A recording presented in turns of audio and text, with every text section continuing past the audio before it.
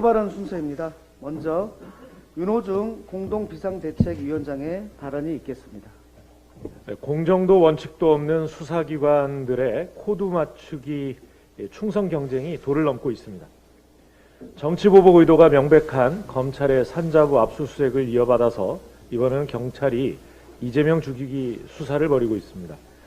총검으로 정적을 짓밟던 군사독재처럼 이제는 법기술자들을 앞세워 비판 세력을 탄압하는 모습입니다. 윤석열 당선인의 등장으로 대한민국 공권력이 50 군사정권 시절로 퇴행하는 것은 아닌가 국민의 우려가 큽니다.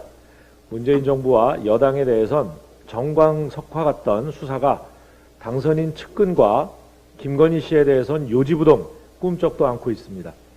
검찰이 검언유착 의혹의 핵심 당사자인 한동훈 검사장에 대해 무혐의 결정을 내렸다고 합니다. 법과 원칙을 저버린 대단히 불공정한 수사입니다. 녹취록과 통화 기록 등 차고 넘치는 증거들을 무시하고 당선인 최측근의 면죄부를 상납한 것입니다. 검찰 내 윤핵관을 핵심 요직에 앉히기 위해 미리 짜놓은 각본대로 움직이고 있다고밖에 생각할 수 없습니다.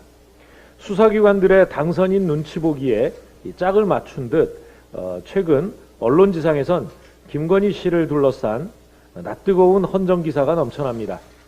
국민이 궁금한 것은 김건희 씨 신발 브랜드가 아닙니다. 도이치모터스 주가 조작 사건의 진실, 김건희 씨가 논문을 얼만큼 어떻게 표절했는지, 학력, 경력, 위조 의혹은 과연 진상이 무엇인지 이것이 알고 싶습니다. 민주당은 국회에서 경찰, 검찰의 불공정한 공권력 행사를 반드시 따져 책임을 묻겠습니다. 국가 공권력의 일선에 있는 수사기관이 법과 공정성을 무시한 채 권력에 굴종하며 충성 경쟁에만 골몰한다면 반드시 그 책임을 져야 할 것입니다. 공정과 국민 신뢰를 상실한 공권력은 반드시 개혁이라는 심판대에 오릅니다. 그것이 역사의 교훈입니다. 민주당은 철저한 개혁 입법으로 검찰 독재의 그림자를 말끔하게 지워내겠습니다. 권력에 충성하는 검찰이 아닌 국민에 충성하는 검찰을 만들겠습니다. 문재인 정부에서 마중물을 부은 검찰개혁, 민주당이 끝까지 책임지고 완수하겠습니다. 윤석열 인수위가 불법적인 월권도 모자라 거짓말로 대놓고 국민을 속이고 있습니다. 지난 3월 당선인과 인수위는 국방부와 합참 주변 용산 일대가 이미 군사시설 보호구역으로 제한을 받고 있기 때문에 추가 규제는 없을 것이다, 이렇게 단언했습니다. 그러나 국방부 인근엔 개발 제한 규제가 애초에 없었다는 사실이 언론 보도를 통해 밝혀졌습니다. 언론 보도대로 하면 이제 용산 지역은 고도 제한과 각종 규제로 주민의 재산상 피해는 불보듯 뻔합니다. 국방부 인근 한강로 일가 및 삼각맨션 특별 계획구역 사업 이 모두 좌초될 가능성이 커집니다. 서울시 재개발 재건축을 위한 계획도 큰 타격을 입게 될 것입니다. 정말 한심한 일은 인터넷으로 토지 이용 계획 검색만 해도 용산은 국방부 개발 제한 규제 지역이 아니라는 사실을 쉽게 알 수 있다는 점입니다. 기초적 사실관계 확인도 없이 졸속 계획을 발표한 이유가 무엇인지 묻지 않을 수 없습니다.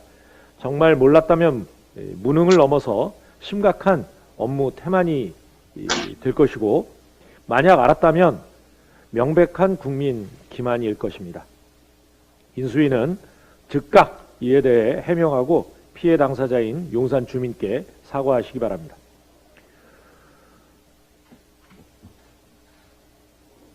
네, 러시아가 우크라이나를 침공한 지 40일이 지났습니다. 무도한 러시아의 군사행동은 우크라이나 국민과 전 세계에 큰 충격을 안겨주고 있습니다. 최근에는 러시아군의 자행으로 의심되는 민간인 학살 정황까지 제기되고 있습니다. 민간인 집단 학살은 결코 용납될 수 없는 명백한 전쟁 범죄입니다. 독립적인 조사를 통해 의혹을 밝히고 관련자에 대해선 인류사회의 보편적 양심과 국제법에 따라 책임을 물어야 할 것입니다. 우크라이나 국민에 대한 지원을 서둘러야 합니다. 현재 정부는 $10,000,000 규모의 긴급 의료품 지원, 또 긴급 여행증명 발급 등의 조치를 취하고 있습니다.